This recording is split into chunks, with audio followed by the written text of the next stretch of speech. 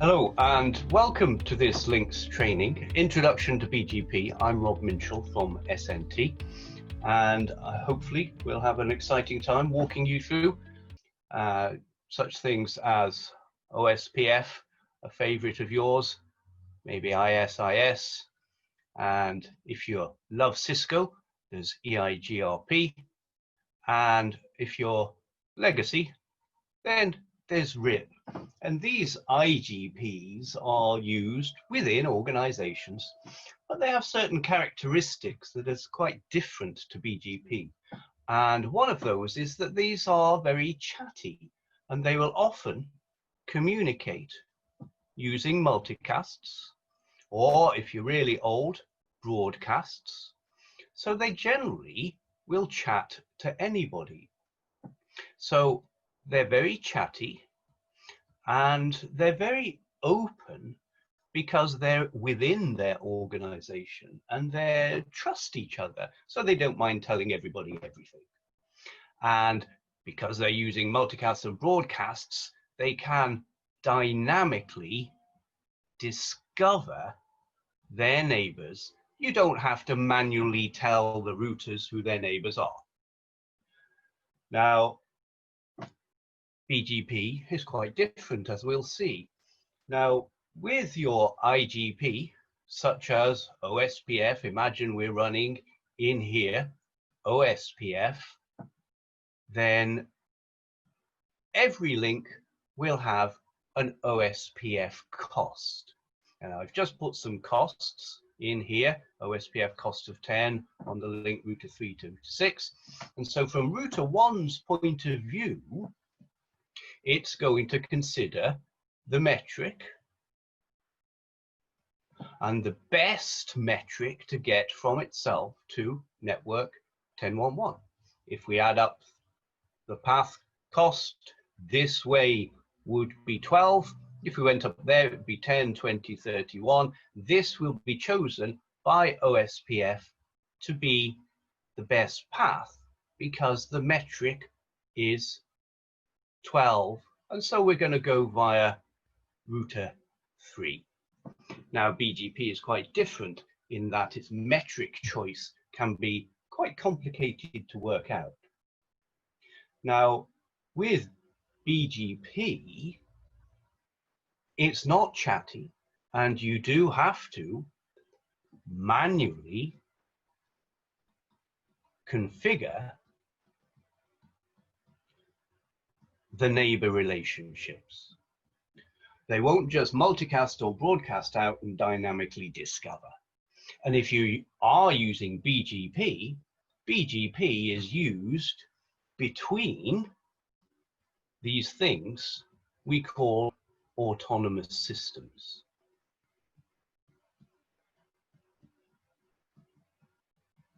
And what is an autonomous system? Well, the classic definition of an autonomous system is simply a group of routers under single admin control, such as a corporation or a provider, an ISP, or something like that. Now, if you're going to be an autonomous system, you'll need a number. So let's have a look at the numbering system for the autonomous systems. And this next page is a table. And here we have a table of autonomous system numbers. You can see they are ranging 0 all the way up to that massive number. This range here, those are 16-bit numbers. Whereas this range here, those are 32-bit numbers.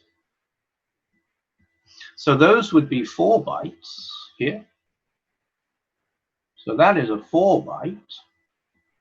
And this here, these are 2 byte numbers. In my examples today, I'm only going to use 2 byte numbers. So these autonomous systems would need to have numbers, and I can tell you off the top of my head that the BBC is using an autonomous system number of 2818. Now they use that to identify themselves when creating BGP relationships. Now, if we BGP manually configure your neighbors, it's used between autonomous systems. And the big reason that people use BGP is because they want to manipulate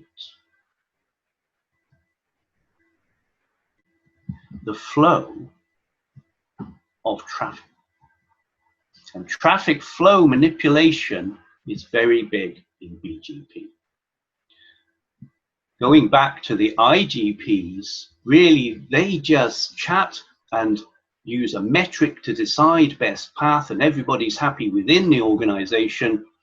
BGP, you decide how you want the traffic to flow. And that's why everybody uses it. But you need a number, so let's move on and think, when do I need BGP? Well, here's a home user, and they're not going to need BGP, because if they've got an ISP, then the ISP is simply going to have some kind of static route pointing to the public address on the outside of the home router. So they're going to have a simple static route there. And the home user, they don't need BGP, because the home user is simply going to have what we call a default route, which is the route to everywhere pointing in to the ISP. No need for BGP there. Let's move on and get a bit more complex. But before we go, I'm sure you all recognize these numbers. These are our favorite private networks. Now, I'm sure people are shouting out at home, yes, defined in RFC 1980. Now, I've brought this up here really for one reason, and the reason is to say that you know that when you have multiple consecutive IP networks, you can often summarize them. So this block of 16 networks here could be summarized very nicely into 172.16.0.0, and that would be a /12. You see, we've gone from 16 to 12, so we've combined multiple networks into a single address. Now, when we do this, this is called aggregation. So this is, oh, font's gone too big again, sorry about that. So this is aggregation. So that is an aggregate address, sometimes called a summarization. Now, why do we love those? Well, they keep our routing tables smaller. So instead of having 15 entries, I've just got one. And when you're on the internet in a BGP using routing tables, the BGP routing table can be about 800,000 routes long. So it would be nice if you could, when you're configuring your BGP, instead of advertising out many little networks, if you can, aggregate them together. And people running BGP will be thankful to you because you're keeping their routing tables smaller. And I know that you could just do a quick aggregation here, and that would aggregate to 192.168.0.0, which would be a /16. So aggregation, very important if you do BGP. Let's have a look at this situation. You can see here we've got an ISP, we've got some kind of corporation here. Do they need to use BGP between what we would call here? This would be the provider edge router, and this is the customer edge router. Do we need BGP? No, because it's just like a home user. We will have a default route pointing out, and the ISP is going to have a static route pointing in to the valid public address there. So it's just like the home user. So no BGP needed there. What about this one? Now here, what's unusual here is that we now have, inside our corporation, we now have some publicly accessible, maybe web servers. So those are public IP addresses. Do we need BGP now? No. ISP can have a static route pointing in, and that static route can point all the way also to here. And we have our default route going out to the outside world. No need for BGP. What about this? Well, what's happening here is I've got an ISP, I've got two companies. And if we think about, well, okay, this company here wants to run some public web service, then where is it going to get the public addresses? Well, the public addresses could come from the ISP. Now, the ISP will be assigned a block of valid public IP addresses to use. So you can see that this ISP1 has a block of IP addresses, which I've not given you the IP network. We'll just call it ISP1, and that's a /16 block of addresses. If we think of that /16, now I'm a customer of ISP1. I need some public addresses. So the ISP can simply say, okay, what I'll do is I can take out of my block, I could take a /24, and I could assign that as a network to this company. And that could be called network B. And so down here, we can use network B to do our public addressing. And I could also assign another /24 there, take it out of my 16, and we could assign that down there, and that could be network A. Now, when you do this, and you're a customer of an ISP, and you take your addresses, public addresses from the ISP, this is called provider allocated. So this is provider allocated addressing. And you're just using as your valid public addresses a piece of the ISP's main block.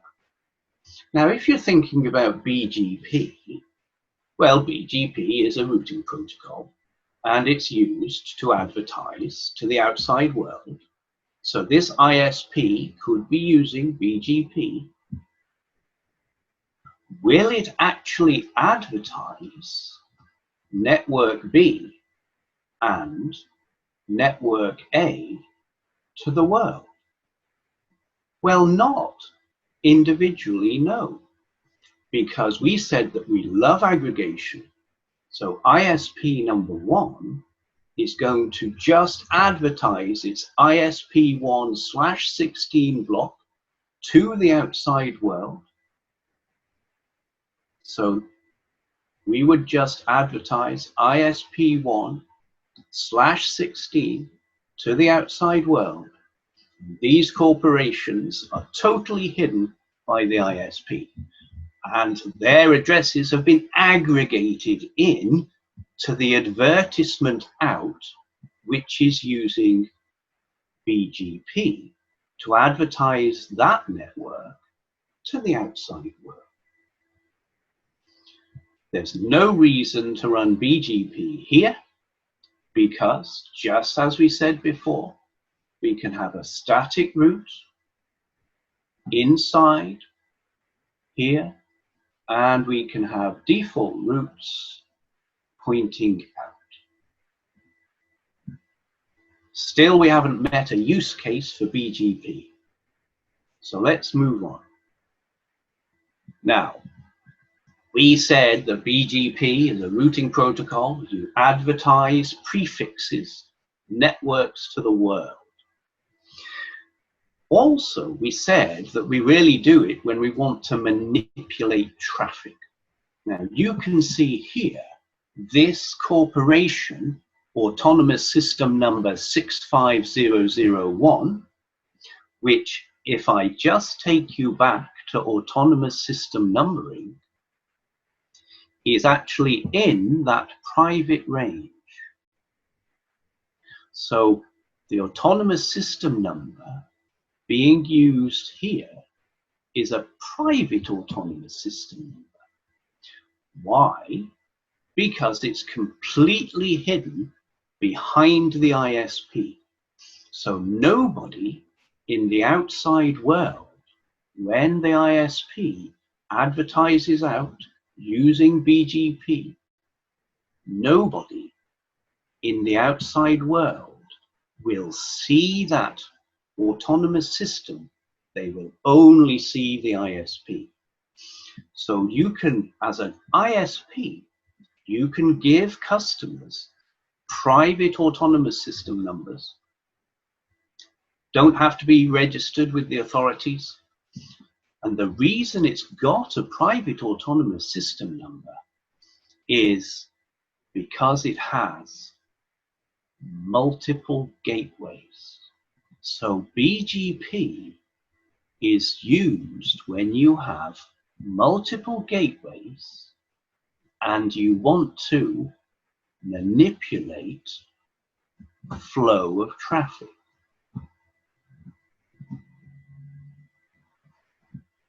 Now here we've got multiple gateways and we would like to manipulate the flow of traffic. So we've given to the customer here network A, which you can see is a /23. That's come out of the provider's /60. The customer has taken that /23 and put it, subnetted it, split it into two by extending from 23 to 24, and has split it into two networks, network A1 and network A2.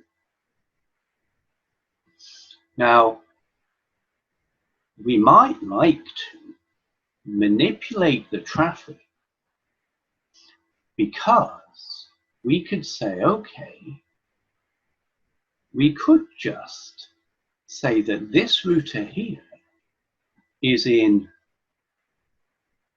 North London and this router here is in South London.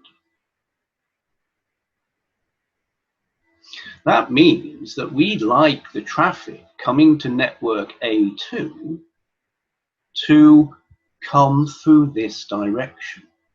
So now we want to manipulate flow of traffic. So we will now use BGP. So now there's a good reason for the customer to have a BGP relationship with the provider. Because here, I'm simply going to advertise network A2, which means that hopefully all the traffic going to A2 will come down this right-hand side. We do likewise on the other side. We have a BGP relationship between the customer and the provider, and the customer configures BGP to only advertise network A1. So you can see how BGP is used to influence the flow of traffic.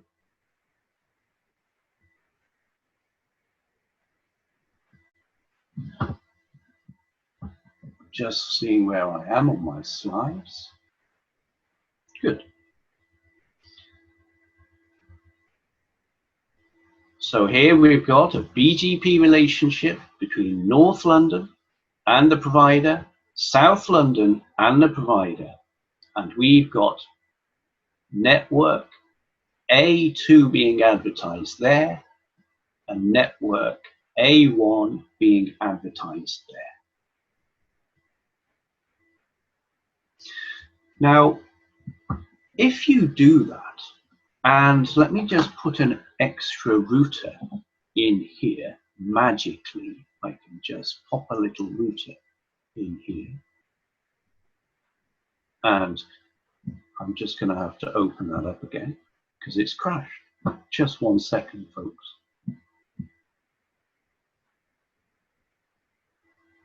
It does this now and again.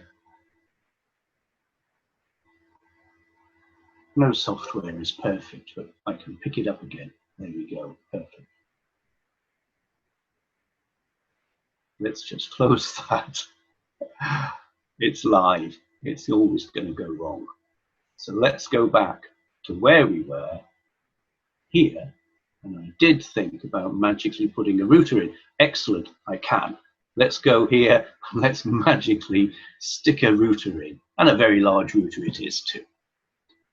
Now, I'm just going to manipulate that router a little bit and make it a little bit smaller and stick it there. Now, if we think about that router and we look at its routing table, as network A2 has been advertised through this direction, it should be sending traffic to A2 down there. Let's do green for traffic. So traffic for A2 should go that direction now, and traffic for A1 should go that direction.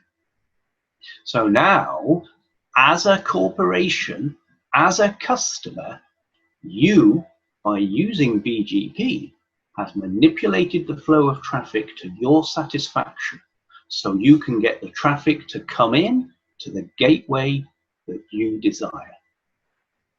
Now, clearly, if the ISP only has 2 routes, one for A1 and one for A2, then if, I'm just going to duplicate that slide, and it's gone again. Right, I won't be doing that again. Sorry, folks. Let's open it up again.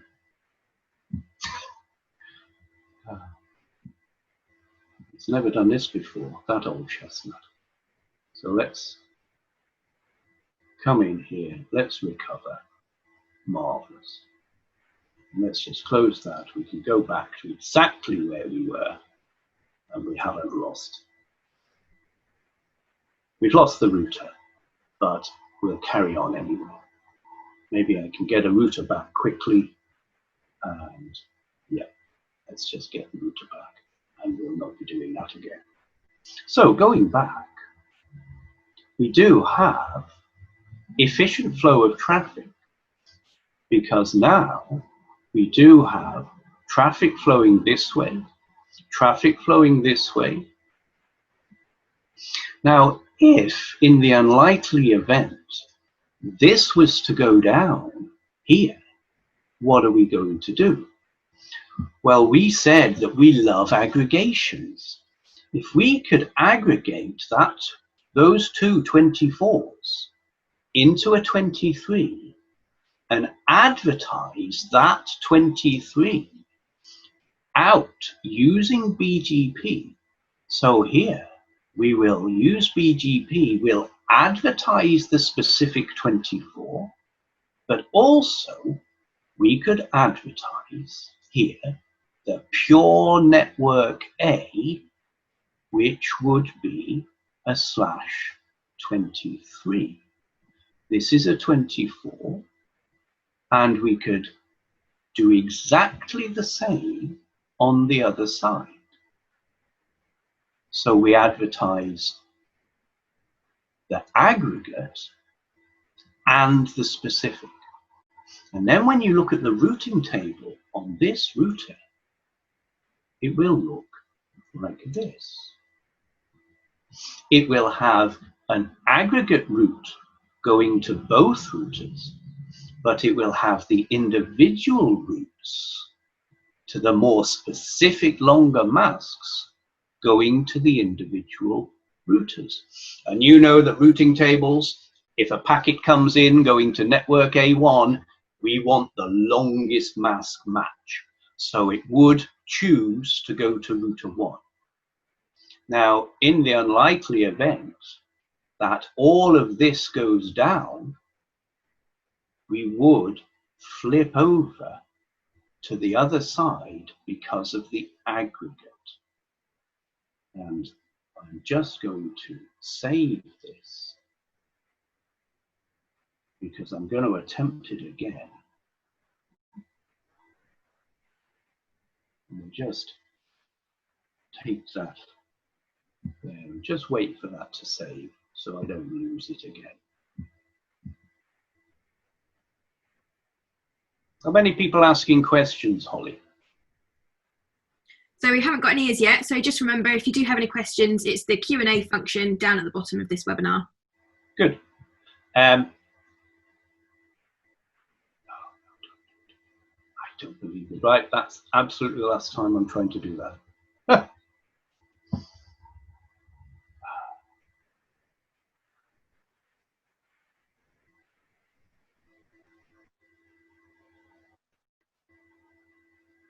So, going back to our traffic manipulation,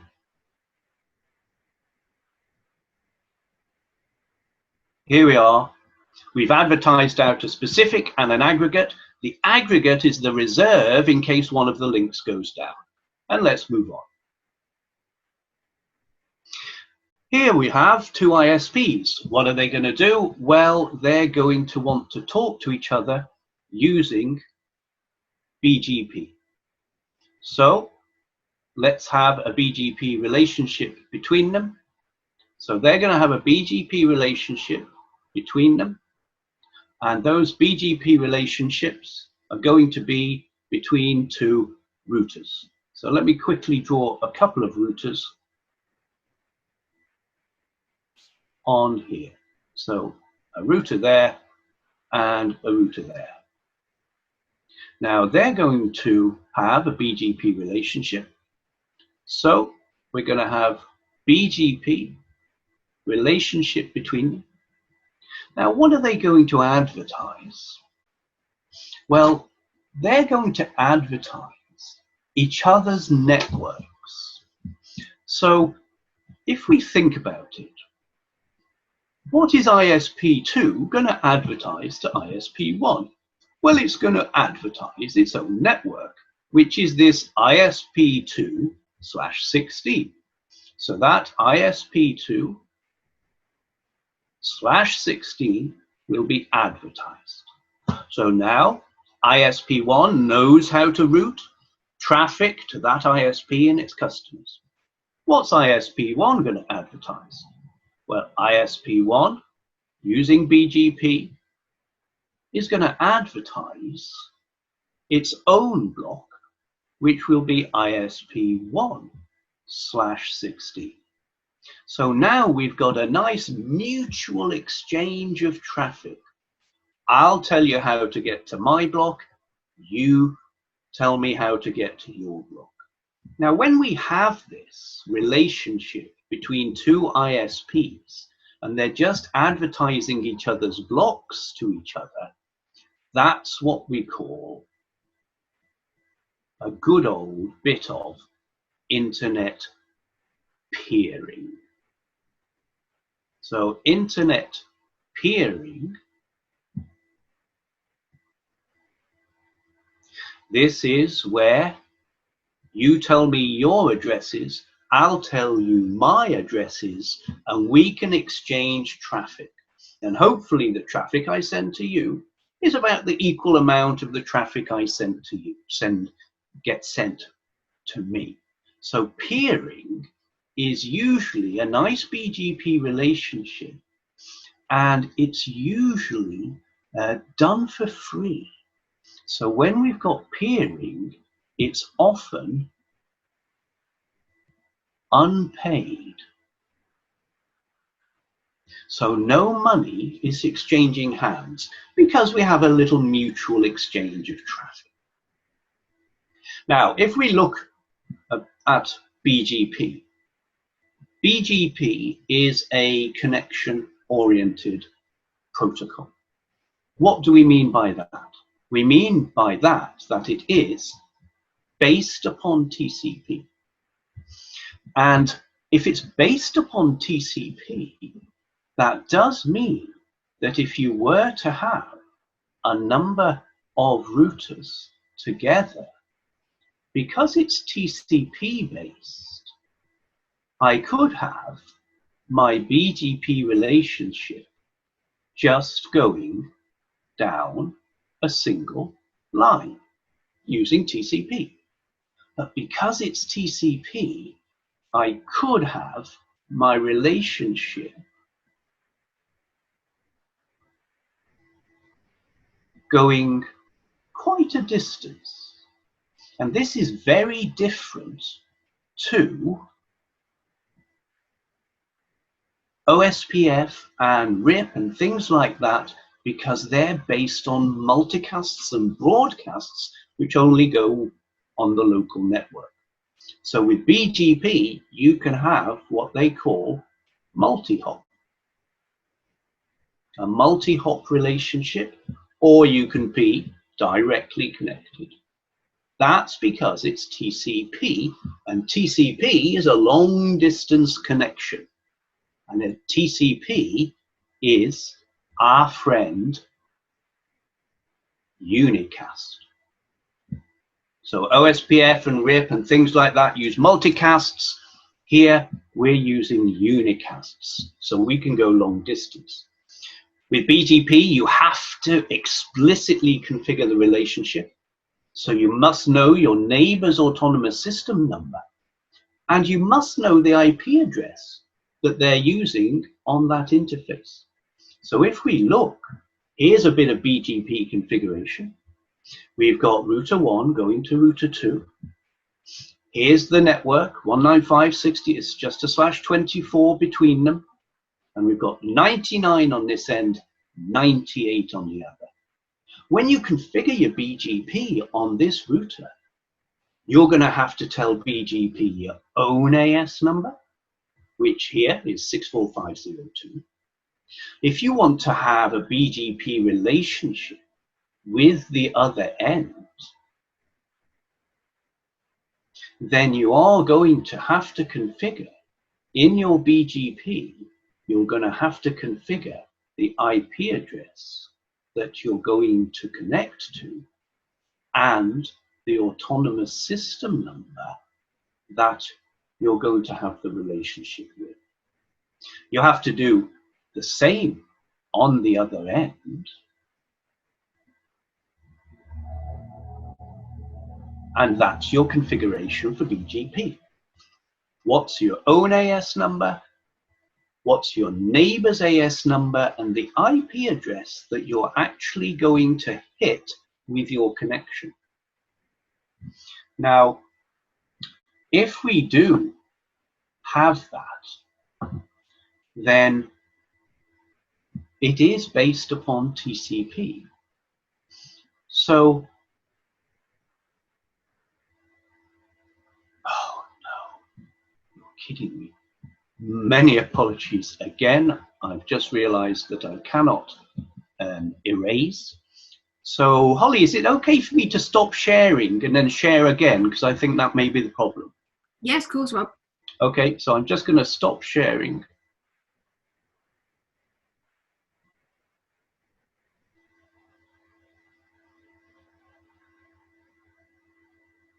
And I'm going to open that piece of software again.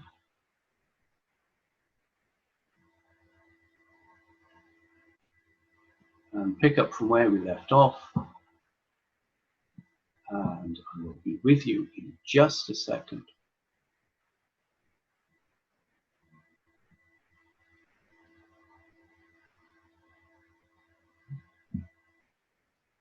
I'm having big problems here. Just 1 second.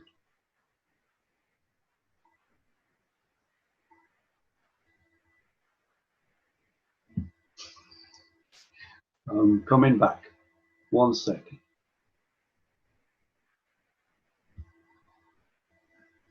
Here we go.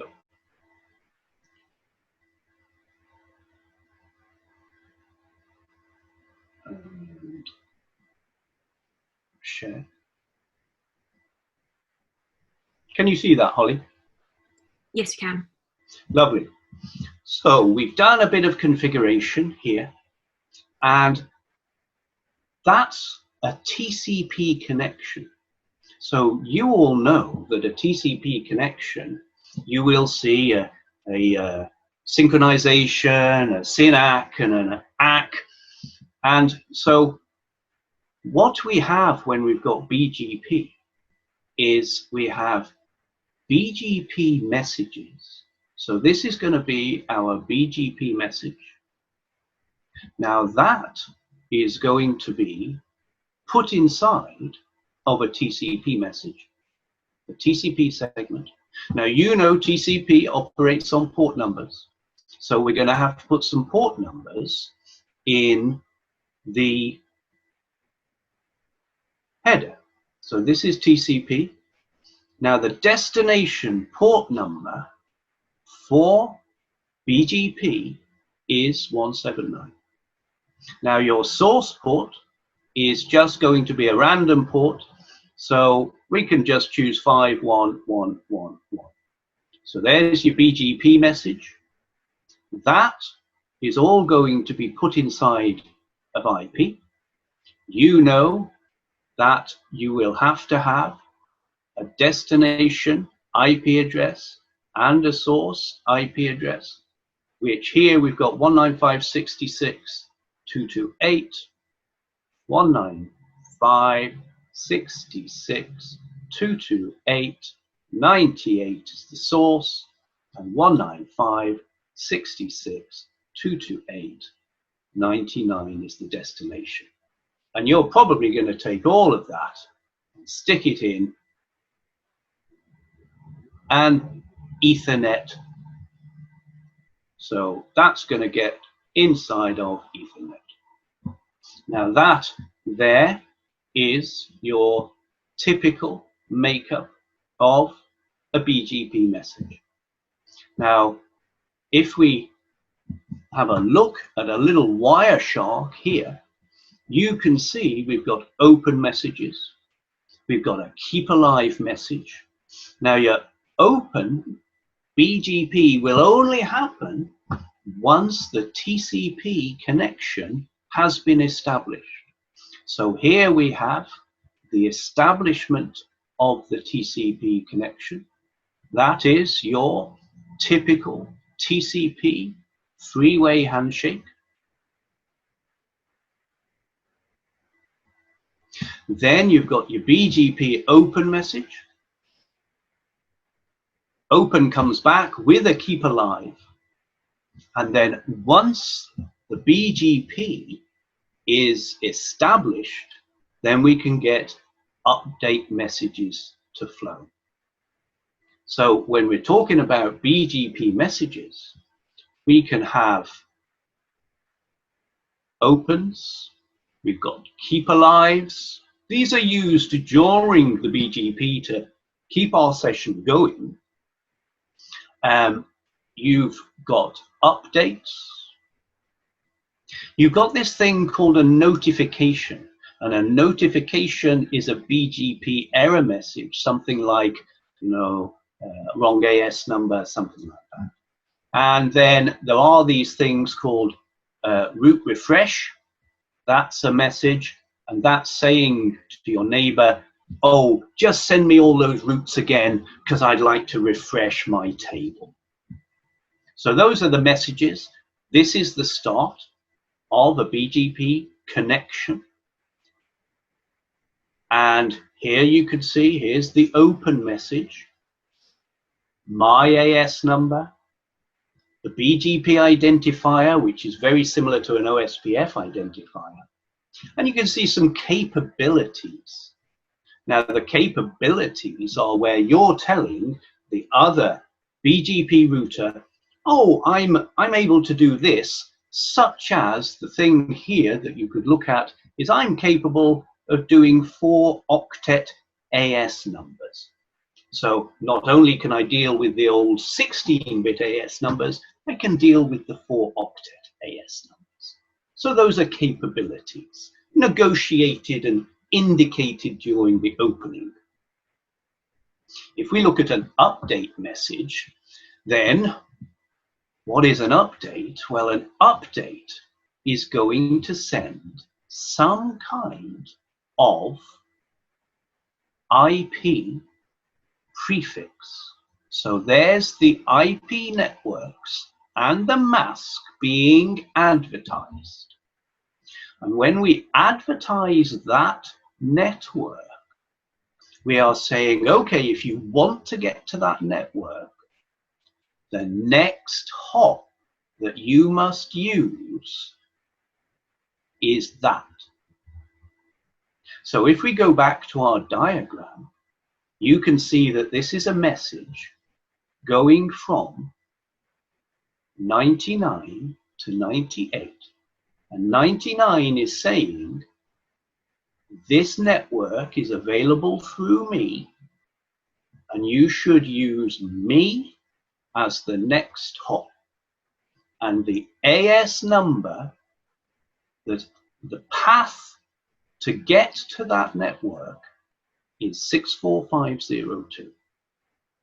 That's an advertisement going from 99 to 98 saying you can get to that network through me.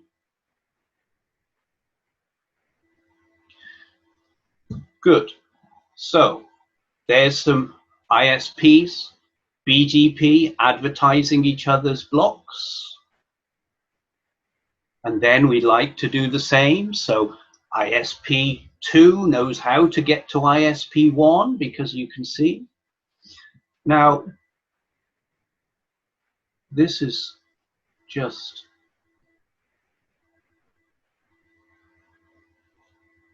if we do this, let's have a look at this. If ISP3 advertises its own prefix using BGP to ISP1, and then ISP1 takes the BGP advertisement from there, trucks it all the way through, and advertises it out the other end, then ISP2 now has a path to get to the ISP3 block. Now, when we do BGP between the borders, that is called external BGP. If we do BGP within our autonomous system, that's called iBGP.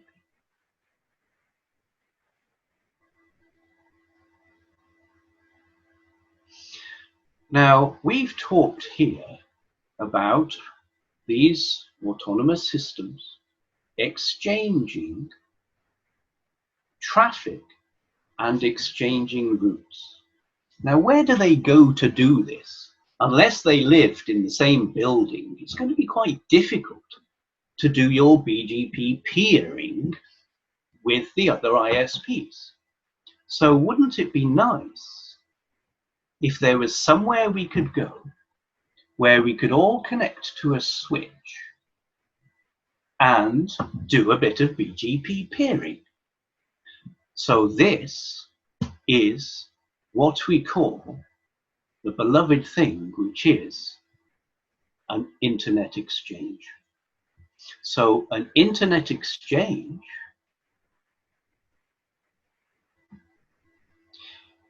is, like LINX is an internet exchange. They provide to you, as an internet exchange, they provide to you a switch. you can come in to LINX, you can connect your router to their switch, and you can now see the other autonomous systems. And this is the function of an internet exchange. Now, when you do go in to that internet exchange, you might like to have BGP relationships. So you could establish a BGP relationship with another ISP, which is your friend, and another one. And let's go all the way and just have relationships with everybody. Now, what about the others? They're going to have relationships too. And all of a sudden, you see that there are lots of BGP relationships. Now, we've only got 4 ISPs in this internet exchange, and you can have hundreds. So the amount of BGP relationships proliferates exponentially. So to get round this, at LINX and other internet exchanges, they will provide for you the beautiful thing that is called a root server. So a root server is a single BGP root server which allows you to create a single BGP relationship with the server. So everybody just has a single BGP relationship with the server. And you can see that that's kept the number of relationships down. Let's have thinner relationships. So we've got BGP there, BGP there, BGP there, and BGP there. So before, here we needed 1, 2, 3, 4, 5, 6 relationships. Now we've just got 4. So you have a relationship with the root server who will pass on your routes to the other ISPs if you want that to happen. Now, how do you tell the root server which prefixes you want advertising to the other autonomous systems? Wouldn't it be great if we could, when we advertised a prefix, so if using BGP, I advertise a prefix using BGP, I advertise a prefix into here. Wouldn't it be great if I could stick a label on that advertisement saying who I want it to go to? Now in BGP, we have the capability for labeling. And these labels are called BGP communities. And they're just numbers. So we could put on that prefix advertisement. So I'm advertising something like, I'd say, okay, I want you to advertise network A/24. But then I could put on it a community, which is simply a label to tell the root server which autonomous system numbers I want you to advertise that prefix to. Now, LINX will do this, and they advertise, and they say, right, if you want to announce a route to a certain peer, you put on the community 8714 and the peer AS. So I could come back here and I could put on the community 8714, and I want to advertise it down to my friend over here, 64502, 64502. Now LINX would see that community, so that there is simply a community. So let me write that down for you. Community, and a community is simply a label. And LINX will see that. They will only advertise that to the specified autonomous system. So now, instead of me telling the world, I've actually dictated which autonomous system number I want to advertise the prefix to. So I can be very specific about who I tell my prefixes to. So these are the community numbers. And you can see if you want to block, you use 0 and the peer AS number. If you want to block to everybody, just say 08714. If you want to tell everybody, there it is. And that's the default. If you don't use any communities, they'll just tell everybody. And here you see this is an update message. And here is the NLRI. And the NLRI is the prefix we're advertising. Inside there would be the prefix. But here is the community. Here's an example community, and it's just a label. And it helps people do things with your prefix because you've attached a label.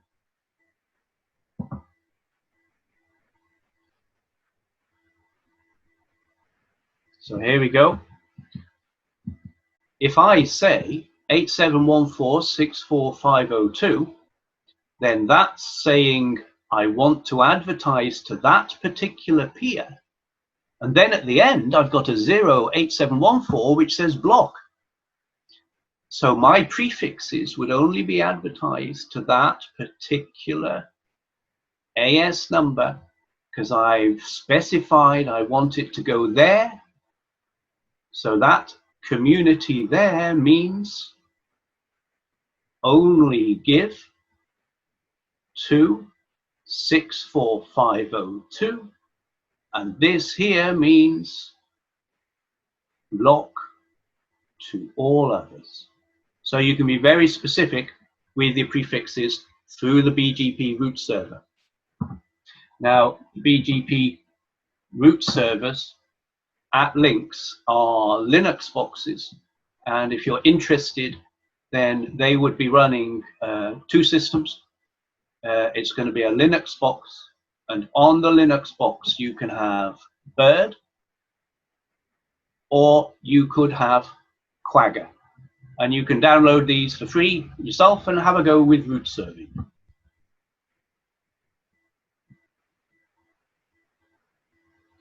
Now, what do we have here? It looks like really an old Space Invaders game, but what it really is a map of the world with internet exchanges on it. Now, you can see that there are ISPs all over the world. Now, these ISPs are going to have to go to internet exchanges to be able to exchange traffic. So you can see in Europe, there's an IX, there are in fact multiple IXs in Europe, to allow the ISPs to exchange traffic. So we would get within these IXs, we'd get BGP relationships, and they'd all be then able to exchange traffic wherever they are in the world. Just one thing I'd like to make clear is that that root server is only taking part in BGP. Now, BGP is just a routing protocol. When the traffic actually flows, it doesn't go through the root server. It's normal IP traffic on an Ethernet switch. So when the traffic flows at the internet exchange, it will indeed just flow through the switch between the ISPs. So when that prefix is advertised, when this AS wants to send traffic to that prefix, it just routes it directly to the ISP. The root server is not in the data plane. It's only a control plane thing. Good. So we've got all these IXs in the world. Now, clearly, you're going to, you know, an ISP in Europe might like to send traffic to North America.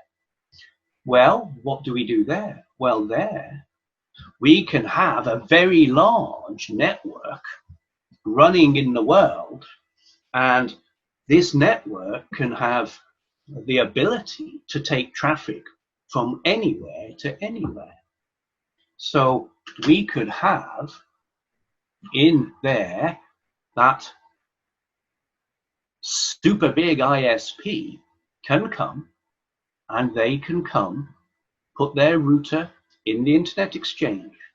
You can have a BGP relationship with them,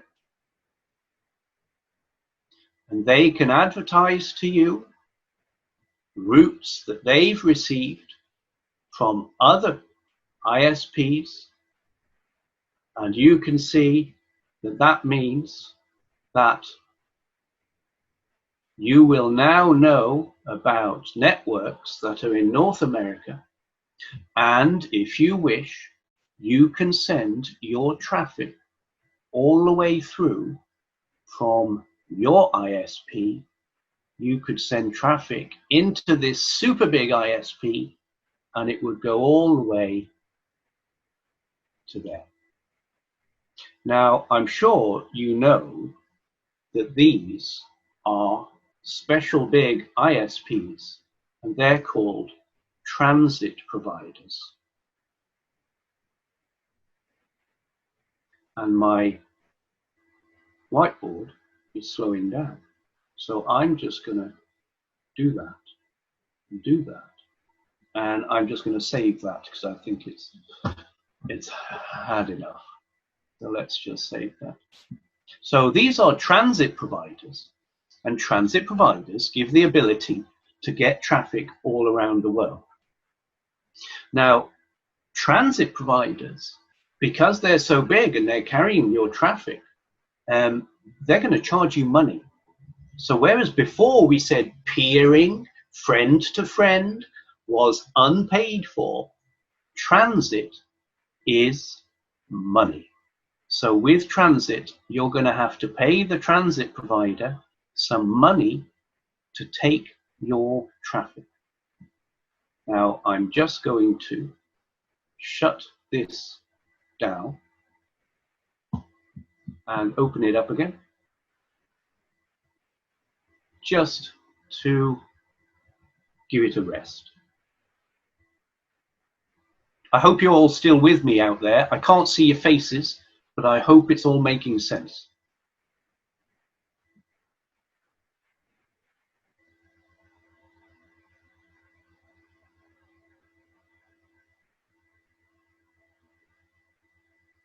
And here we are. We should be back in the world. Here we go. And I can carry on. So we did say that we have these big networks called transit providers, and we did say that the transit providers, they will need some money from you. Now, there's not only one transit provider.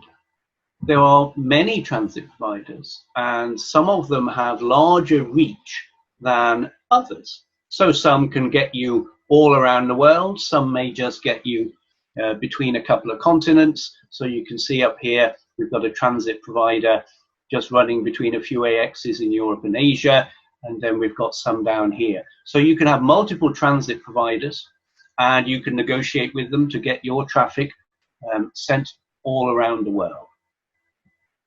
Now, when we look at transit providers, or when we look at generally public autonomous systems, you can see that we've got big autonomous systems. So this could be a tier 1, they're called, because they can reach around the world. And then we could have a tier, we could have the correct spelling for once. We could have tier 2, and then we could have tier 3, and then we could have tier 4, and tier 1 has global reach. Tier 2 maybe only regional, Tier 3 national. And then we could put that into a nice design to make possibly a shower curtain. Very nice design for a shower curtain. But that really is a map of the internet. Lots of little ISPs and corporations going into bigger ISPs, to national, regional ISPs who go into transit providers to get their traffic around the world. So our traffic could flow using this, our traffic could flow from there, and it could go up and up into transit. They can peer with other transit providers, down into a regional, into a national, and we can exchange traffic all around the world. In reality, if we do it as a hierarchy, it's like that. And really, you want your traffic to go up to the biggest for a mutual across and then down. What you don't want really is for it to go up and down and up and down and up and down. This is what they call valley routing, and they don't like you doing that on the internet. We like it efficient to go up, across and down. If you're going up and down, that's valley routing.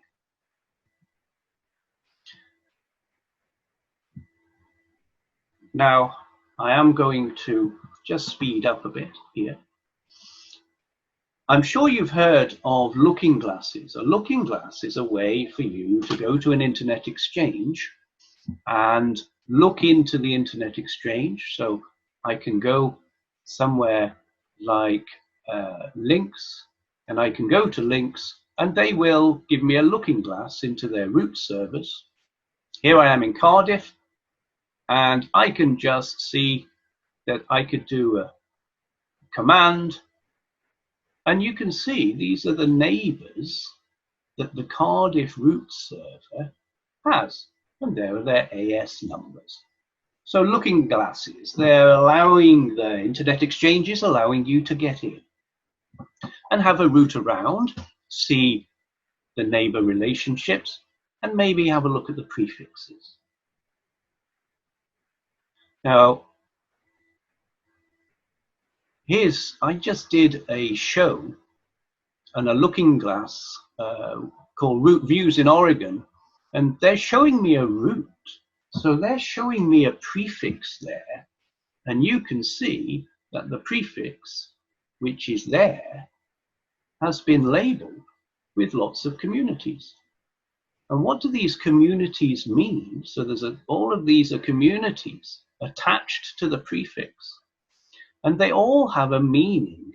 How do I know the meaning of these communities? I can go to this web page and they will tell me.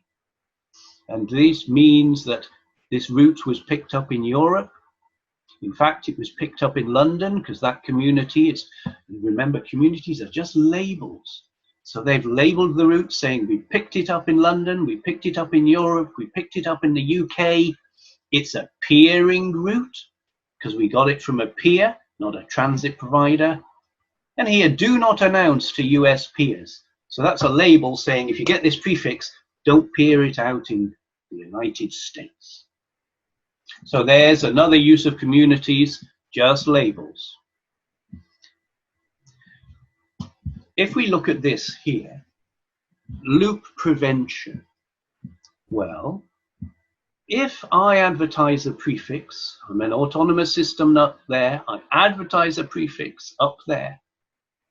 When that prefix comes in, it's going to have on it an Aas path. And the Aas path is going to be 64508, saying to get to the prefix, go to this AS number.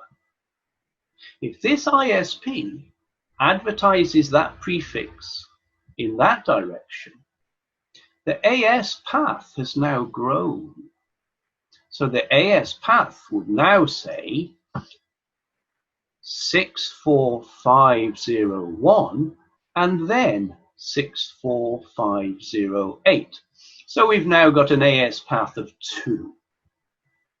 If this ISP here advertised it down there, then the Aas path would be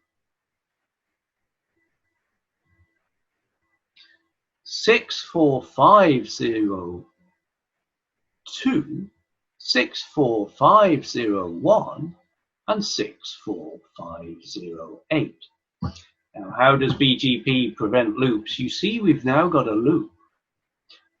This autonomous system, when it sees a prefix come in and it notices its own AS number, it would drop the prefix because the AS numbers match. So BGP prevents loops by, when the route comes in, look at the AS path. If you can see your own AS number in there, drop it. Good. Let's move on and see what else I've got to tell you. Now, BGP decision making. We talked earlier, right at the beginning, how OSPF just has a very simple cost metric to decide best path. Well, how does BGP decide best path? Well, BGP can decide best path by looking at the length of the autonomous system path. So if we look at this diagram, we get an advertisement into this AS, does a bit of iBGP to send it through, advertises it out the other end. Now that prefix would have a path of 2 autonomous systems. This here, if the same prefix was advertised directly, would have a path of 1 AS number. So naturally, and there you see it in an update, there's the prefix in the update, and here is the AS path.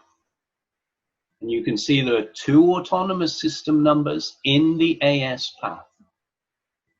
So in this situation, we would send the traffic in this direction. The traffic would be sent in this direction. Why? Because of the shortest autonomous system path. So the first way that BGP makes decisions is shortest AS path.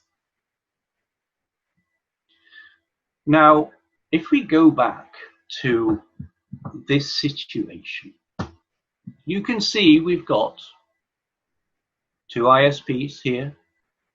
Why would ISP 1 want to send their traffic down into this other autonomous system and up to there? Wouldn't it be more efficient just to go direct? Why would they want to do that? Well, they may be interested in the money, because if this is a customer here, then that customer is going to be paying money for that link, and they may be paying it by bandwidth. So if they can direct the traffic through you to there, then they're going to earn more money. And don't forget, BGP, it's all about manipulating traffic. But if we look at that situation, then how am I going to get my traffic to go down there? Because surely the autonomous system path will be longer. Well, a lot of BGP is all about manipulating traffic. So what we can do is we can say, right, we're going to play with what they call the local preference. And local preference is a number used inside your own AS to give preference to different routes. So what we could do is ISP1 can look at the routes coming in that direction, could look at the routes coming in that direction, and they can set filters and maps to set local preference. So up here on this router, we configure an incoming filter that looks at the prefixes and assigns them a local preference of 100. We look at this router here. So if I labeled the routers, we could have router 1 and router 2. So on router 1, they set up an incoming filter on router 1 to set the local preference to 100. On router 2, they set an incoming filter to set the local preference to 120. We now see that from this router's point of view, this has the highest local preference. So I'm going to prefer to send my traffic in this direction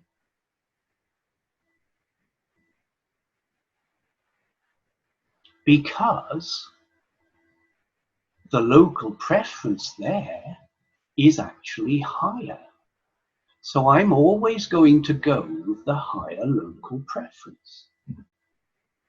So you can see how using the local preference facility in BGP, we've influenced traffic leaving my autonomous system. Now you could say, well, hold on, isn't the Aas path this way longer? Well, local preference is used as a judge before we get to shortest Aas path. So if there is a preference set on the local preference level, we don't look at the Aas path. So you can use local preference to manipulate the way traffic goes out of your organization by manipulating the information that comes in. So local preference is influencing outbound traffic. I could actually advertise as an ISP. I could say to you, oh, if you want me to adjust the local preference, then why don't you, when you advertise into me, why don't you use a community label? So here, I could, when I advertise my prefix in, I could advertise the prefix in there for network B. Now I want this ISP to come this way to get to my network B. And they are telling me, oh, just label and we'll set the preference for you. So if I put the community label 6450180, they will. So I attach that community 6450180. And then when that route comes in and gets to there, it will have a local preference of 80. So when it gets there, it will have a local preference of 80. Now, the default is 100. So if I were to advertise up here, network B, as a failsafe, that would get the default local preference. So there's a BGP advertisement, no community set, so it gets the default local preference of 100. So when it gets network B up to there, it would have a local preference of 100. So now, oh, I've got these the wrong way round. Okay. Network A. Sorry, my apologies. Network A and sorry about that. We're just going to pick it up where we left off.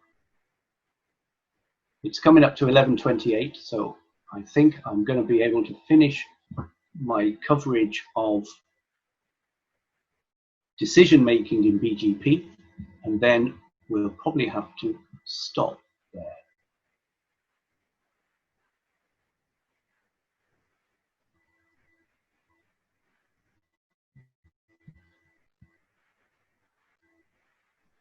Let's just see, am I still in the place we were before? Let's hope we kept it.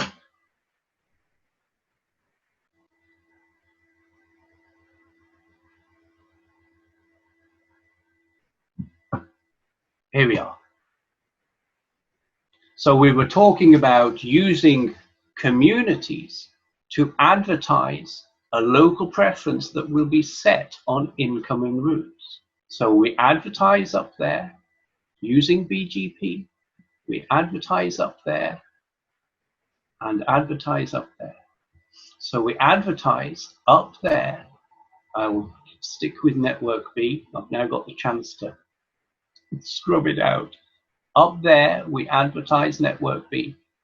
Up there, we advertise network B. We want the traffic to come this way, so we want it to have a higher local preference.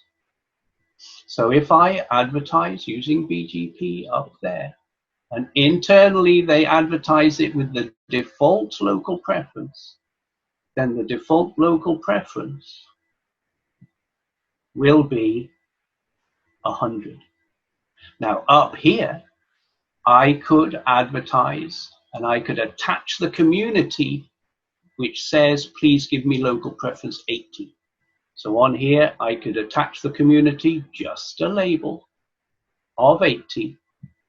And that means that when that gets advertised into there, it has a local preference of 80. So this is the way we'll go. So this kind ASP has given us some communities so that us as a customer can use those communities from outside to influence the way our traffic comes in. So that's local preference. Now, local preference only exists inside the AS. So it's something personal to the autonomous system. What else have we got? Well, the other things that we could do to influence traffic is we could use what they call weight. Now, weight, if I've got it, weight is something you set on prefixes, but it will only that rating will only exist on that particular router and is not communicated to any other routers in the autonomous system. So it's purely a local decision, local to that particular device. So if we go back and we're looking for high weights, if we look at this one here, router 1 is advertising routes in, and what we do is we set a filter and we say routes from router 1 coming in, set the weight 100. Routes are coming down from router 2, routes in from router 2, set the weight 200. That means we will always, on that particular router, we will always prefer to go that way because the routes coming in have been set a higher weight. Now I must stress that this router here has no knowledge. It does not see the weights on router 1 because weights are only local. So it only has an influence there. And so this router here could be sending its traffic due to other reasons, could be sending it up there. So weight is the top one looked at, then local preference. If the weights are the same, we look at local preference. If local preferences are the same, we look at shortest Aas path. And if shortest Aas paths are the same, we can look at something called the MED. Now, I'm not sure many people are using MEDs, but just to explain it, a MED is what you can set when you send routes out. So on BGP here, I set a filter and I say any routes going out that way should have a multi-exit discriminator set of 200. Any routes going out that way should have a multi-exit discriminator, a MED set at 100. With MEDs, we always prefer the lowest. So that means that when that gets into here, because this has the lowest MED, the traffic is going to come this way. So with MEDs, I'm telling the other autonomous system which way I prefer. When I send my prefixes out, I put MEDs on the prefixes, and lower MEDs are preferred, so the other autonomous system should send its traffic this way. The issue with MEDs is that it's way down here. So they can override it with local preferences. So you may use MEDs to try and get them to send their traffic down one particular link. So you might try to get them to send traffic down this link, but if they're using local preferences override MEDs. So your MEDs will have no effect. That's why I don't think many people are using MEDs. So that is the BGP decision-making process for best path. You can have a weight, which is only significant on the particular device. You can have a local preference, which can, within your autonomous system, routers will have a preference for which way out they're going.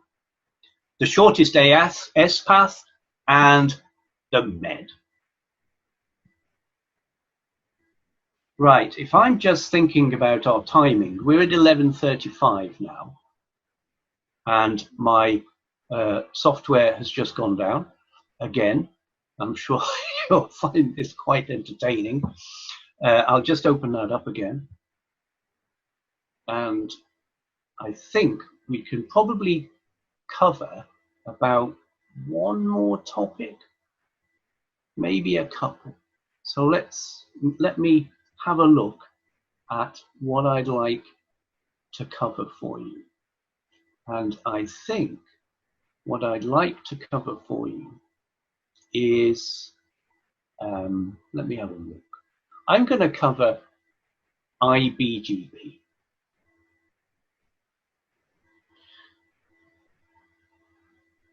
iBGP. Right. eBGP is between the borders when you're speaking to another different autonomous system number. Now, if I want to get some BGP routes from one side of my autonomous system to another side, I'm going to have to get it through my internal networks. So I can run iBGP. And you have to understand that iBGP works a little differently to eBGP. And I'm going to go through this bit by bit, and it's probably going to take us right to the end of the session. Look at this diagram. We've got 3 autonomous systems. This central autonomous system has an internal router.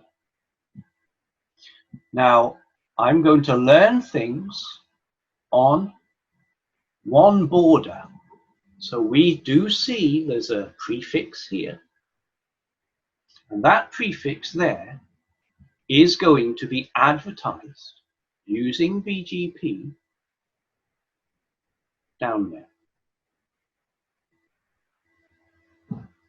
Now, we did say that when we do a BGP advertisement of a prefix, we do include the next hop address. So we're going to advertise the prefix. So there's the prefix we're going to advertise. And this is going to be the next hop we're going to use if we're sending traffic to that prefix. Now you can see that that is there, that hop. So when that route arrives, advertising 2224, it's going to have a next hop of this. Now, I haven't said it before, but routers maintain routing tables, which you know. But if they're running BGP, they also maintain a separate BGP table. So when that advertisement comes into the router, advertising a prefix with a next hop address, it goes into the BGP table. Now, we'd like that BGP learned route to go into the major routing table so we can use it. Now, what's the condition? The condition is that when you look at the next hop, so this next hop here, can I reach it? So is the next hop reachable? Well, you can see 195.66.2251, it's actually in my routing table. I've got a network there which is directly connected. So I know how to get to the next hop, so it is reachable. If the next hop is reachable, then we are allowed to put that route from the BGP table into the routing table. So now this router 2 has a BGP route to this network via that next hop. So we would like to now get that information from router 2 using BGP to router 3. So we're going to run a little bit of iBGP. So let's come here and do iBGP. Now iBGP is configured in the same way. You specify the neighbor's IP address. Their AS number will be the same as yours, but it's just iBGP. Now with iBGP is the next hop. Now the thing you have to know about iBGP is when it forwards on that information, it will not, this router 2 will not replace the next hop address. So when we get that forwarded on using BGP, it arrives into the BGP table with a next hop of this external address. Now, when we look at that, we said that next hops must be reachable if it's to go into the table. So is the next hop reachable? 195.66.225, not in the table. So that is unreachable. So it will not be promoted into the routing table. So what can we do to sort this out? Well, what we could do is we could configure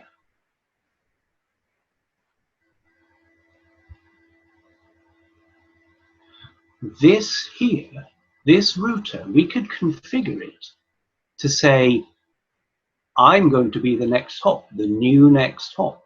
So we configure this router to do next hop self.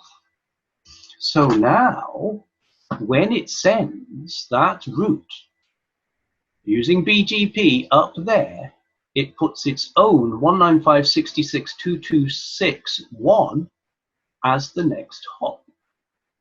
So that ends up in the BGP routing table with a new next hop put on by router 2.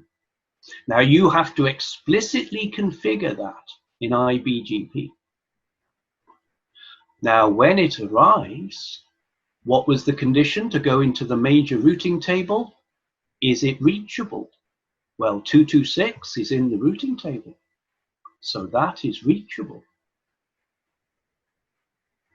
So then we do get this route gets promoted into the routing table, and it's a good old-fashioned BGP route, so it gets a B. So this router now knows how to get to that network. Brilliant. Why don't we then configure iBGP down here? So we can configure a bit of iBGP. Is that going to work? Well,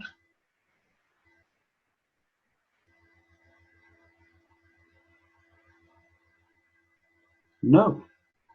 There is this thing in iBGP called split horizon. So you're not allowed to pass on any BGP updates. So this is split horizon. So you cannot pass on never forward updates. So even though you know about it, you can't forward it on because it's iBGP. So what are we going to have to do? Well, we're going to have to have an iBGP relationship between router 2 to router 4. And we can do that because I said earlier, it's TCP, so you can have a long distance relationship. And it's only now that router 2 can send that information to router 4. And the next hop will be 195.66.226.1, which is here, via there, and that's in the routing table, so it's perfectly valid. So we've got our BGP route for this prefix, eBGP, iBGP to there, iBGP to there. Now that iBGP stuff going on there, where we have a relationship between all the routers, that is called, we have fully meshed iBGP. And that's what you need to get your routes and your traffic through the autonomous system. Now, all we need is a bit of eBGP to get the route up there. And then, because this is eBGP, this router automatically puts on its own IP address as the next hop, because eBGP always does that. It doesn't need configuration like iBGP did. So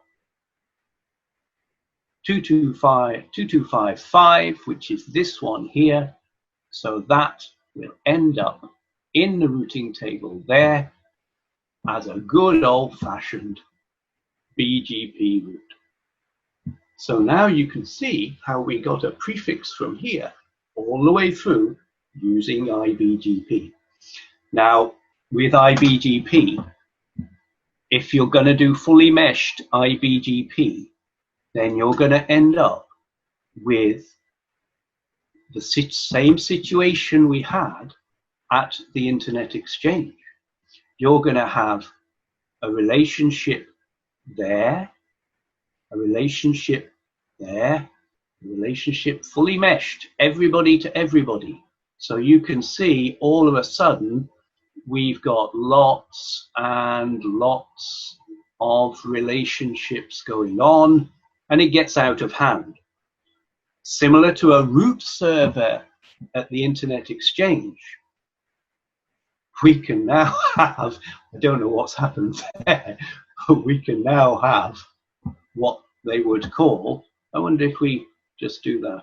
No, it's not playing ball, is it? So let's just delete that. No, I don't want to delete that. Can you just delete? That's it. Delete that. Delete that. Delete that. Delete that. Now we can have our connections into a special server. Now this is called a root reflector. Now a root reflector does the same kind of thing as a root server, but a root reflector, you have your one relationship with everybody, has one relationship with the root reflector. But the difference between a root server and a root reflector is the root reflector is allowed to be in the traffic path. So root reflectors are used when we want to have a fully meshed IBGP without a tremendous amount of relationships. We use a root reflector.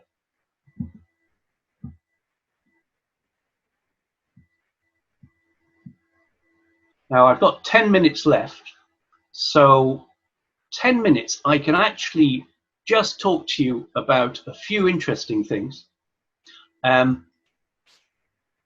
Bogons and Martians. What are they? Well, we've talked about advertising prefixes. And when you advertise out prefixes, IP networks using BGP to the world, you don't want to be advertising out certain networks because it's just not allowed. So when we're talking about Bogons and Martians, we're talking about filtering IP prefixes that shouldn't be allowed out or in. Now, when we look at this situation here, we've got routes coming in with BGP, routes going out. What do you want to filter and not allow to come in or go out?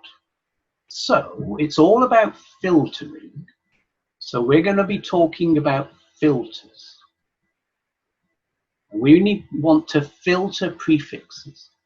And I'm sure you would like to filter out Martians. Now, what are Martians? Martians are reserved IP networks addresses.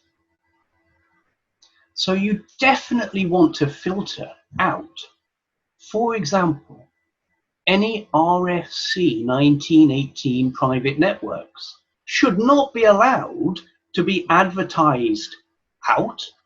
And if people advertise them into you, you should filter them out and drop them, because that's wrong.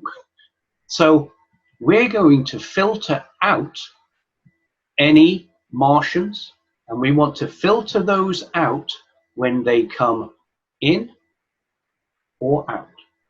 Just, I mean, you may be good, but you have to put that filter on your outbound prefixes just to make sure. What else would we like to filter?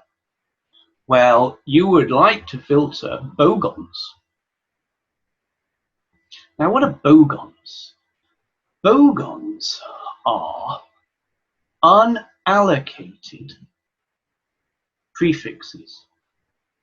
So they haven't been given officially by IANA, RIPE, or the local authorities. They haven't been assigned. So somebody's advertising an IP network that hasn't actually been given to anybody. You want to filter those out, and they're called bogons. And you want to make sure that you filter them going out and coming in. What else would we like to filter?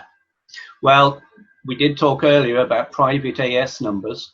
You want to make sure that any routes that you advertise out with an Aas Path on them, you've got to filter out private autonomous system numbers.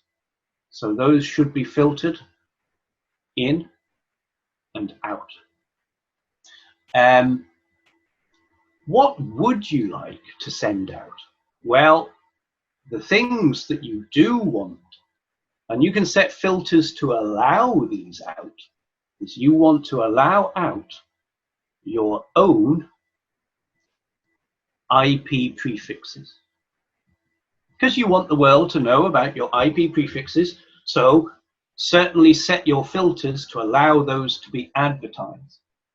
Now, do you want to advertise out other people's prefixes?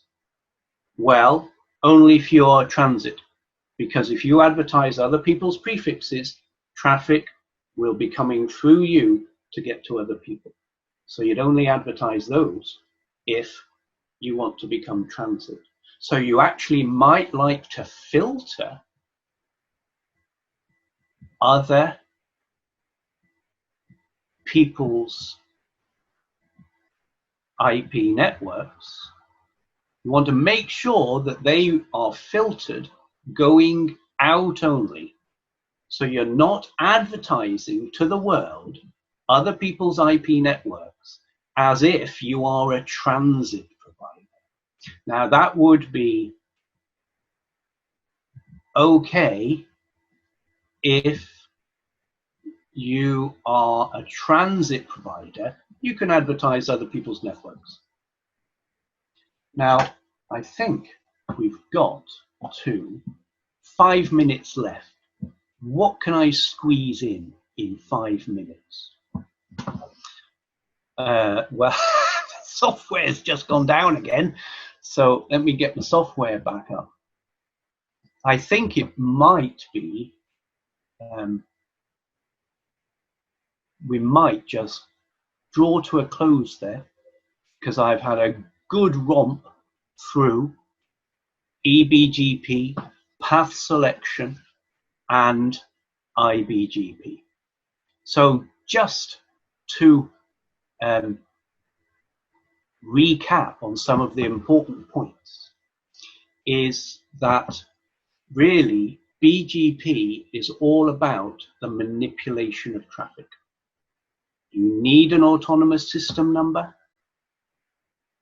and you're only going to be using BGP when you want to manipulate the flow of traffic. Now, we said that BGP is based upon TCP, so it's a unicast relationship, one-to-one. Because it's TCP, it can go over multiple hops. Now, I have to say that eBGP, external BGP, is by default 1 hop. If you want it to go further, you have to configure it. We said that we've got TCP or BGP messages inside TCP, inside IP. There are different kinds of messages: opens, keep alives, notifications, the updates, very important. And when you look in an update, you always see a next hop. You see a prefix, and you see an Aas path, which may be used if there's a long Aas path to judge best path. Where do ISPs come to exchange traffic? They come to an internet exchange, which is just a switch. They'll provide a root server so that you can have a relationship only one with the root server, and they'll tell you communities to be able to dictate which peers you want to send your prefixes to. Remember, communities, they're just labels. Remember, the root server does not forward traffic, it's only forwarding BGP messages, prefixes. We said that lots of IXs around the world. You can have transit providers to get your traffic all around the world. We said that the decision-making process for BGP took into account a weight, which is only local to the one device, a preference, which works within an AS, how long the Aas path is, and these MED values. And we talked about iBGP, and what you should take away from iBGP is you have to use the next hop self. Otherwise, internal routers don't know the external next hops. We have to configure fully meshed iBGP on all your transit routers. And we have the capability of route reflectors so that our internal iBGP relationships are kept to a minimum. Don't forget to filter your bogons and your Martians, and that's it. I hope you've taken something away from that, and I hope you enjoyed it, especially the software crashing. Holly, over to you. Perfect, thanks Rob. Thank you for all of your questions. We'll just go a couple of them now. So one from Chris, would it be preferable to do iBGP or eBGP between ISP and the customer? Between an ISP and a customer, you do eBGP, and the customer uses a private AS number, and you use your own AS number, and you have an eBGP relationship, just normal, because you're using different AS numbers and the customer has a private AS number. You don't need to give them a public AS number, because if they're completely behind you, the world won't see them and the world doesn't need to know them. Great, next question. Can you peer at an internet exchange using private ASNs only and use your public ASN to peer with your upstream IPT transit provider? Or is it best practice to use one public AS number everywhere? Your best practice is to use your one public AS number everywhere. If you can go, if we go back to this diagram here, if you wanted to do some kind of jiggery-pokery at the internet exchange, now here you could see we've got an internet exchange. Now that switch is provided by the internet exchange, such as LINX. But LINX will also, if you don't want to use their switch, they'll also sell you or rent to you a private optical interconnect.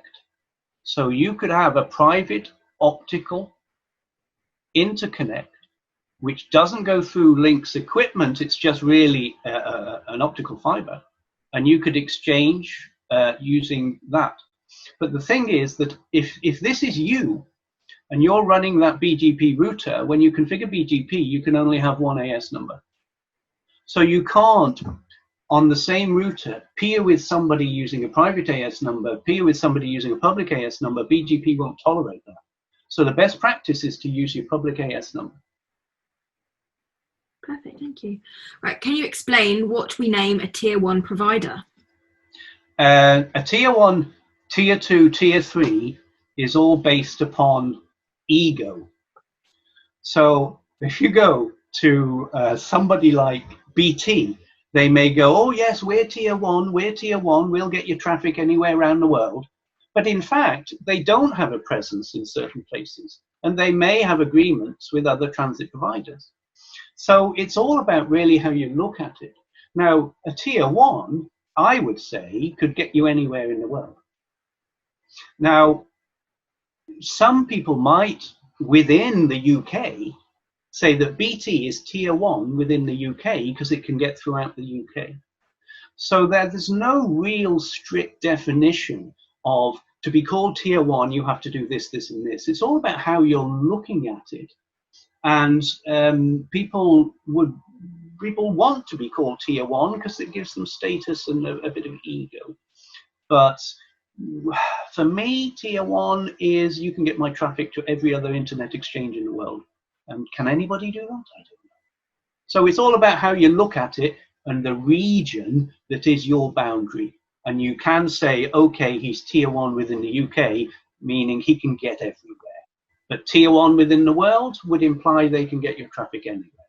I'm not sure anybody can get your traffic absolutely anywhere. Thank you. Next question. If you exceed the prefixes expected because the other end has a limit set, is there an update or notification?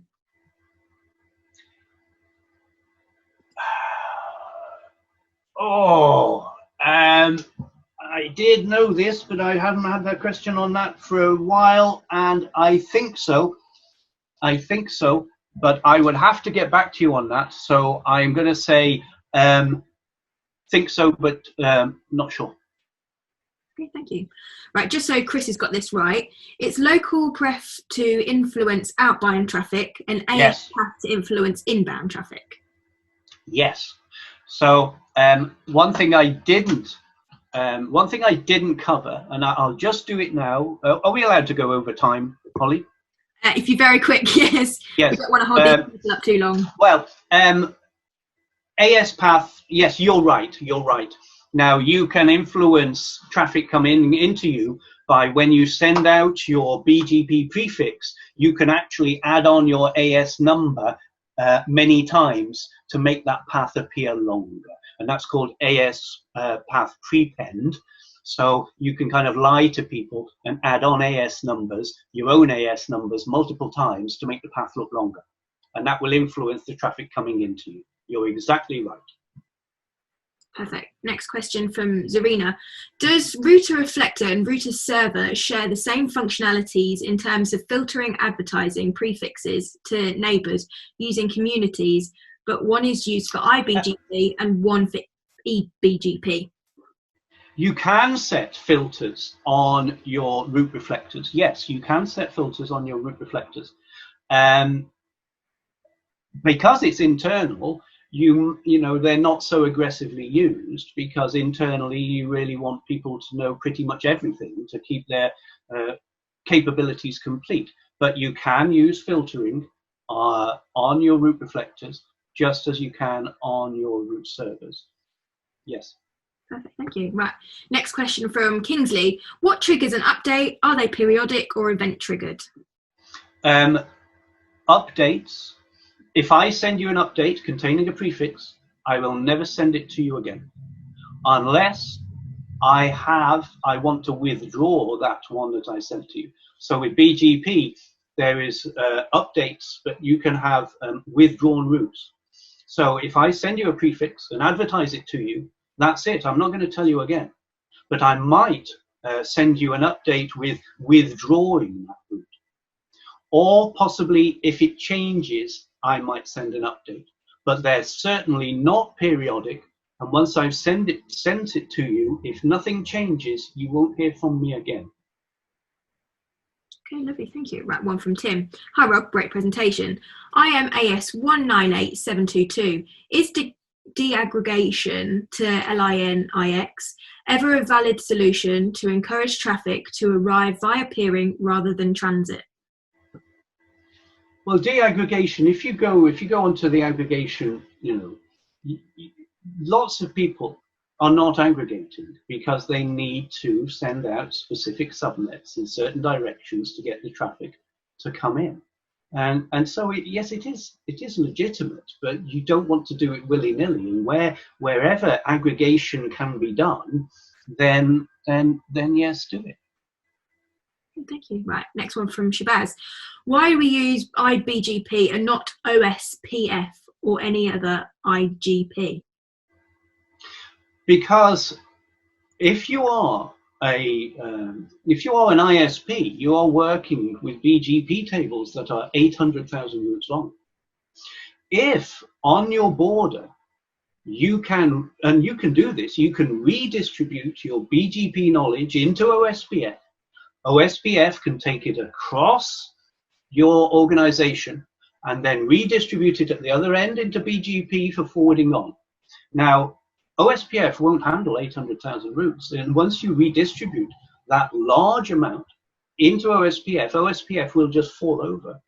So BGP has this capability of scalable. It's so scalable, it's completely at ease working with routing tables that are hundreds of thousands of routes long. And your IGPs are not designed for that.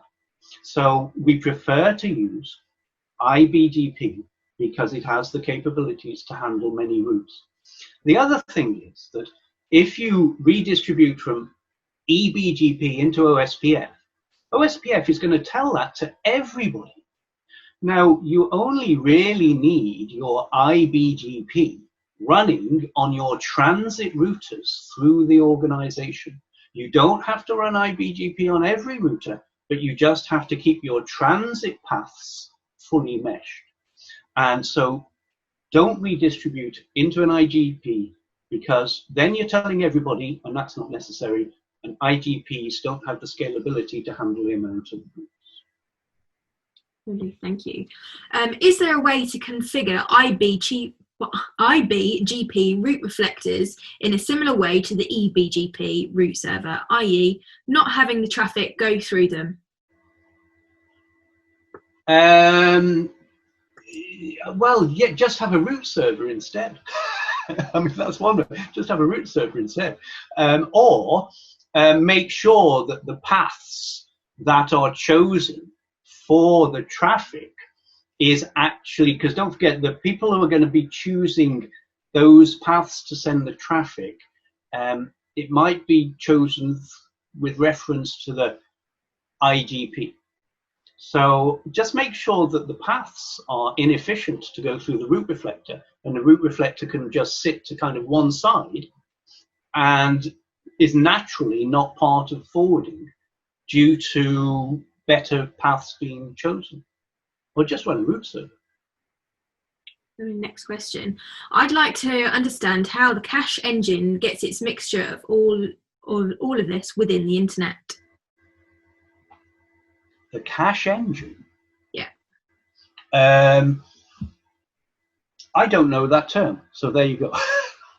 I'm only a trainer. I'm just a mere trainer. So the cache engine. Which cache engine? I'm not sure. Oh, is this something to do with money? I'm not sure what the question means. So I'm sorry about that. I do apologize. I'm just a mere trainer. Thank you. Right, next question. What is the single difference between peering and transit? Is transit not the same as peering, but on a larger scale? Yes, and with money. So ultimately, it's just a BGP relationship in the exchange of routes. Generally, transit is the transit providers are just taking your traffic and pumping it out the other end. That's true. What I would think of true transit. Whereas if peering is you're giving me traffic to give to my customers. So ISPs have personal end user business, home broadband customers. Now, if I peer with you, then you can send your traffic to my customers, and my customers can send their traffic to you. The nature of transit is you send me traffic and I'll shove it out the other end to some other ISP. So I think you're right, and there's no fundamental difference, but transit is generally paid, and it's you give it to me, I take it, but I throw it out to something else at the other end. Whereas peering is you give it to me and I give it to my customers. Something like that. Just going but don't forget, it's all aspect and how you look at it, and in the end, it's just all traffic manipulation. Okay, thank you. Just going back to the cache engines question, they've got an example as Google cache servers. Does that explain it? Oh, so what was the question then about the Google cache servers? Question is, they'd like to understand how the cache engines gets in the mixture of all of this within the internet. Cache engines or for the content delivery networks, they will put caching servers or edge servers in the internet exchanges, and then ISPs or customers can directly get to the content very quickly, low latency, because they put their cache engines, they put their caching servers right in the internet exchanges. So you don't have to go to America to pick up some Google content. You can just pick it up straight the way in LINX, because they'll have caching servers directly in LINX. And so internet exchanges are great places. If you're a content deliverer, internet exchanges are a great place to put your caching servers so that local ISPs can pull down your content without thrashing transit links, which are being paid for. So really that's where the edge servers, the caching servers sit. They sit in the internet exchanges. I may even, as a content deliverer provider, I may even take my caching server and stick it right in the middle of your ISP. No, thank you. And just one more. Richard's kindly answering the max prefix question from earlier. Typically, if you exceed the maximum number of prefix expected, the peering session is dropped and you get an error message in your logs telling you that. Brilliant. Thank you to Richard for that. Thank you, Richard. So if that's everything, thank you, Rob, and thank you for all of you for joining us. We hope you enjoyed this session. And remember, there's plenty more of where this came from.